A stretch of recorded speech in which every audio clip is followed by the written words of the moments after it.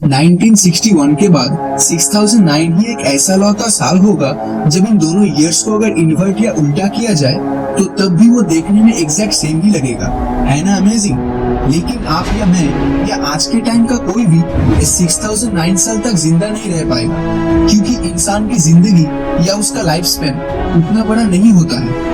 तो हम अपनी जिंदगी में ईयर 6009 की तरह और भी कई सारी इंटरेस्टिंग चीजें या इवेंट्स जो भविष्य में इस धरती पर घटने वाला है वो हम नहीं देख पाएंगे।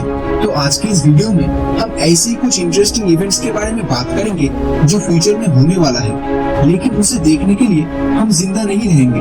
तो इसीलिए वीडियो को शुरू से लेकर लास्ट तक जरूर देखना, और अगर अभी तक आपने सब्सक्राइब नहीं किया है तो सब्सक्राइब करके नोटिफिकेशन बेल को ऑन कर दीजिए।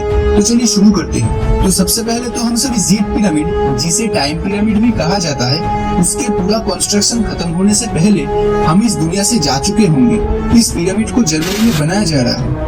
अब आपके मन में ये सवाल उठ सकता है कि यार इस पिरामिड में ऐसी क्या खास बात है जो कि इसे बनाने में इतना ज्यादा टाइम लगेगा। असल में ये पिरामिड 120 कंक्रीट ब्लॉक से बनाया जा रहा है, लेकिन इस पिरामिड के बिल्डर्स हर 10 साल में एक कंक्रीट ब्लॉक को ऐड कर रहे हैं, जिसकी शुरुआत हुई थी 1993 में। तो उस हिसाब से अभी तक सिर्फ 3 कंक्रीट ब्लॉक्स को ऐड किया गया है। तो अगर इसी रेट से पिरामिड का कंस्ट्रक्शन प्रोसेस चलता रहा तो ये पूरा कंप्लीट होगा साल 3183 में। इस पिरामिड का लास्ट कंक्रीट ब्लॉक रखने वाला इंसान हमसे 30 जनरेशन बाद का कोई होगा, लेकिन वो भी चेरनोबिल एक्सप्लोजन जोन जैसी जगह पर विजिट नहीं कर पाएंगे। अब ये चेरनोबिल क्या है? ये जगह असल में यूक्रेन में मौजूद एक न्यूक्लियर प्लांट था, जहां पर 1984 में हुए भयानक दुर्घटना की वजह से भारी मात्रा में न्यूक्लियर रेडिएशन उस एरिया में बुरी तरह फैल गया।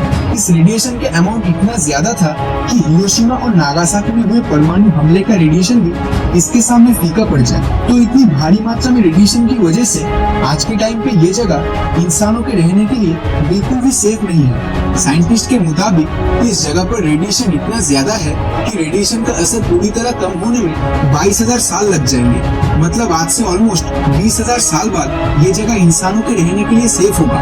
आने वाले 10 लाख साल के अंदर बीटलजूस और ईटा कैराइना जैसे सितारे सुपरनोवा एक्सप्लोजन की वजह से खत्म हो जाएंगे, जिसकी रोशनी उस टाइम पे हमारी धरती से भी दिखाई देगी। वो रोशनी इतना ज्यादा ब्राइट होगा कि कुछ हफ्तों तक मानो ऐसा लगेगा जैसे हमारी धरती का एक नहीं बल्कि 2 सूरज हो। लेकिन ये तो सिर्फ शुरुआत है। असली खेल तो आज से 3.75 बिलियन ईयर्स बाद शुरू होने वाला है।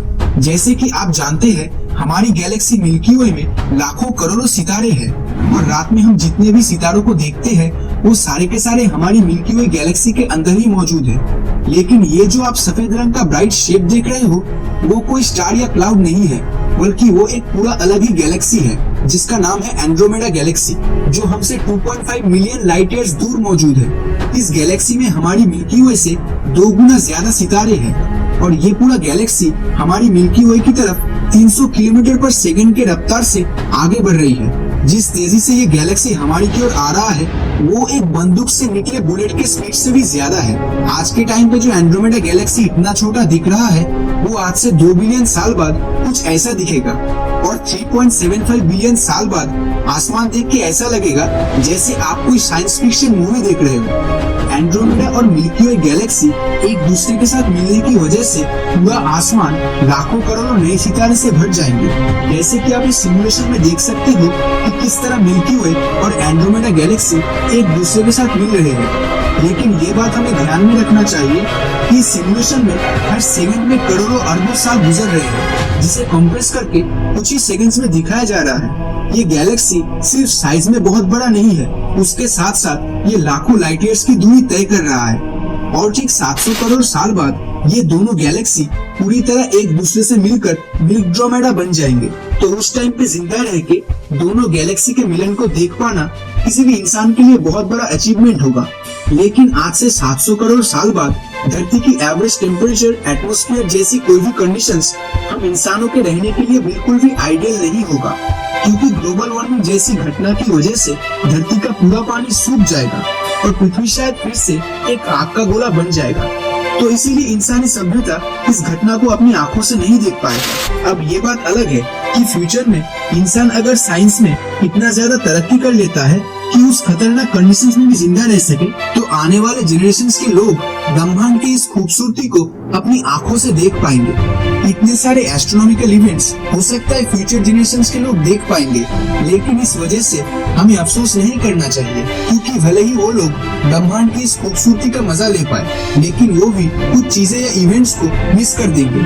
क्या आपको पता है चांद हर साल हमारी धरती से 1 सेंटीमीटर दूर जा रहा है? तो आज से 60 करोड़ साल बाद चांद धरती से इतना दूर जा चुका होगा कि इतनी दूरी की वजह से फ्यूचर जनरेशंस के लोग टोटल सोलर इक्लिप्स जैसी खूबसूरती का मजा नहीं उठा पाएंगे। आज से लगभग 50,000 साल बाद नायग्रा फॉल्स इस दुनिया से खत्म हो चुका होगा। इसके अलावा आने वाले 70 लाख साल में माउंट रशमोर जैसे स्कल्पचर जो ग्रेनाइट से बना है वो कटाव या एरोशन की वजह से खत्म हो जाएंगे। और आज से लगभग 10 करोड़ साल बाद सैटर्न यानी शनि ग्रह का जो रिंग है वो भी गायब हो चुका होगा। तो भले ही फ्यूचर जनरेशंस के लोगों के पास एंड्रोमेडा जैसी गैलेक्सीज की खूबसूरती देखने का मौका हो, लेकिन उनके पास Niagara Falls, Mount Rushmore, total solar eclipse या सैटर्न के रिंग को देखने का मौका नहीं मिलेगा। तो अगर आपको एक चॉइस दिया जाए तो आप किस टाइम में रहना पसंद करेंगे? क्या आप एंड्रोमेडा के समय को चूज करेंगे या फिर प्रेजेंट में ही रहना चाहेंगे?